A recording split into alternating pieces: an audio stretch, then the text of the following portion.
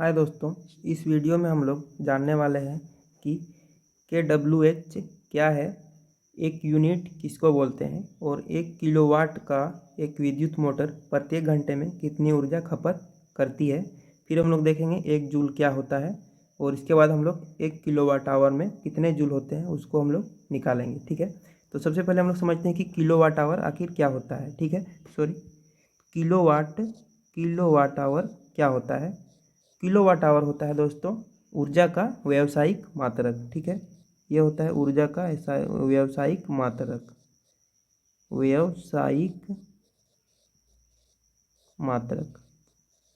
ठीक है, फिर सवाल आता है कि सर जूल क्या है सर। तो जूल जो है वो होता है, जूल ऊर्जा का क्या है, एसआई मात्रक। जूल जो है ऊर्जा का एसआई मात्रक होता है और KWH जो है ऊर्जा का व्यावसायिक मात्रक होता है। ठीक है, अब जूल और व्यावसायिक मात्रक मतलब KWH और जूल में क्या संबंध होता है, ठीक है, वो भी हम लोग देखने वाले हैं। ये KWH मतलब ये होता है 3.6 इंटू 10⁶ जूल के बराबर होता है। ये कैसे आता है इसको हम लोग आगे चलकर देखने वाले हैं। ठीक है, अब दूसरा सवाल जो है एक यूनिट किसको बोलते हैं। ठीक है, एक यूनिट का मतलब क्या है तो वो भी हम लोग देख लेते हैं। तो एक यूनिट जो होता है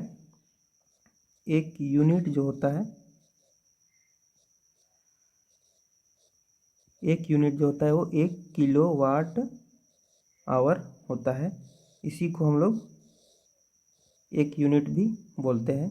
कोई बोलता है कि मेरा इस मंथ का जो है 20 यूनिट बिजली खर्च हुआ, इसका मतलब वो यही कह रहा होता है कि 20 किलोवाट आवर उसका बिजली खर्च हुआ है। ठीक है, तो एक यूनिट का मतलब हम लोग समझ गए।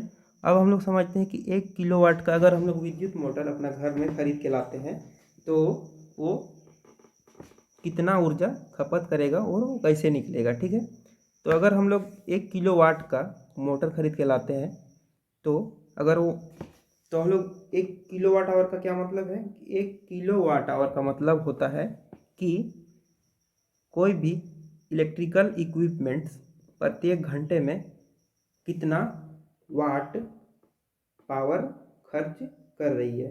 अगर हम लोग ये समझ गए कि कितना समय में कितना वाट पावर खर्च हो रहा है तो हम लोग ऊर्जा को निकाल सकते हैं कि कितना ऊर्जा खपत हो रहा है। ठीक है, क्योंकि ऊर्जा का जो होता है फॉर्मूला होता है दोस्तों वो ये होता है, ऊर्जा बराबर होता है शक्ति गुना समय। ठीक है, तो इसको हम लोग आसानी से निकाल सकते हैं। इसीलिए हम लोग अभी हम बोल रहे थे कि किलोवाट आवर का मतलब होता है कि प्रत्येक घंटे में कितना वाट पावर खर्च हो रही है। इसको हम लोग ऐसे भी कह सकते हैं कि प्रत्येक घंटे में कितना ऊर्जा खर्च हो रही है, क्योंकि अगर हम लोग को समय पता है और पावर पता है तो हम लोग ऊर्जा को आराम से निकाल सकते हैं। इसीलिए आप या तो हम लोग ये कहें कि KWH का मतलब कि प्रत्येक घंटे में कितना पावर खर्च हो रही है, या हम लोग ये भी कह सकते हैं कि प्रत्येक घंटे में कितना ऊर्जा खर्च हो रही है। हम लोग को किलोवाट आवर यही बताता है। ठीक है, तो अब हम लोग देखते हैं ऊर्जा का जो है वो होता है शक्ति गुना समय। तो हम लोग ऊर्जा को जूल में लिखते हैं, शक्ति को वाट में लिखते हैं, तो वाट मतलब W, और समय को सेकेंड में लिखते हैं। इसका मतलब ये हो गया कि 1 जूल बराबर 1 वाट सेकेंड होता है। ठीक है, ये भी याद रखिए। अब हम लोग देखते हैं, लास्ट में हम लोग देखने वाले हैं कि 1 किलोवाट आवर में कितने जूल होते हैं। ठीक है, तो 1 किलोवाट आवर। ठीक है, सबसे पहले तो हम लोग ये जानेंगे कि एक यूनिट जो होता है, ठीक है, एक यूनिट को ही 1 किलोवाट आवर कहा जाता है। ठीक है, अब हम लोग 1 किलोवाट आवर में इसको हम लोग जूल में बदलना है। तो जूल क्या है दोस्तों, एसआई यूनिट है। ठीक है, एसआई मात्रक है। तो इस किलोवाट आवर में देखिए जो एसआई यूनिट में है उसको तो हम लोग कुछ नहीं करेंगे, और जो एसआई मात्रक में नहीं है उसको हम लोग एसआई में कन्वर्ट कर लेंगे, ठीक है। तो के जो होता है ये एसआई मात्रक में नहीं है, तो के का मतलब होता है दोस्तों 1000, ठीक है। वाट दोस्तों ये शक्ति का एसआई मात्रक होता है, इसीलिए हम लोग वाट को वाट में ही रहने देंगे। और समय यहाँ पे घंटा लिखा हुआ है, तो घंटा जो होता है वो समय का एसआई मात्रक नहीं होता है, समय का एसआई मात्रक होता है सेकंड, इसीलिए हम लोग घंटे को सेकंड में कन्वर्ट कर लेंगे। तो 1 घंटे में होता है दोस्तों 3600 सेकंड, 3600 सेकंड, ठीक है। तो अब हम लोग इसको लिख सकते हैं 10⁻³ गुना वाट। 3600 को हम लोग लिख सकते हैं, यहाँ पे देखिए 1 2 3, ठीक है। तो हम लोग लिख सकते हैं तीन अंक के बाद पॉइंट दे के हम लोग लिख सकते हैं 10⁻3, ठीक है। 1 2 3 और 3 अंक के बाद एक पॉइंट देंगे, इसके बाद हम लोग लिखेंगे 10⁻3। ये हो जाएगा दोस्तों, यहाँ पे 10⁻3 है और इधर 10⁻3 है, तो हो जाएगा 10⁻6। तो हम लोग इसको लिख सकते हैं 3.6 गुना 10⁻6 वाट सेकेंड, ठीक है।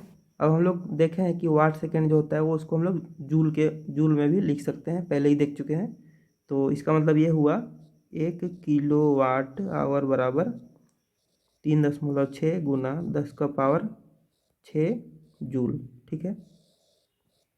तो ये हम लोग का आ गया 1 किलोवाट आवर के बराबर कितना जूल होता है, ठीक है। तो इस वीडियो में हम लोग देख चुके हैं कि kWh क्या होता है और जूल क्या होता है, kWh और जूल में क्या संबंध होता है, ठीक है। तो इस वीडियो को थोड़ा शेयर कीजिएगा, अगर अच्छा लगे तो सब्सक्राइब भी कीजिएगा। और आने वाला वीडियो में हम लोग और भी अच्छे कॉन्सेप्ट को समझने वाले हैं, छोटा और अच्छा कॉन्सेप्ट जो कि रेलवे के एग्ज़ाम में बार बार पूछा जाता है। तो चलिए मिलते हैं फिर नेक्स्ट वीडियो में। Thank you.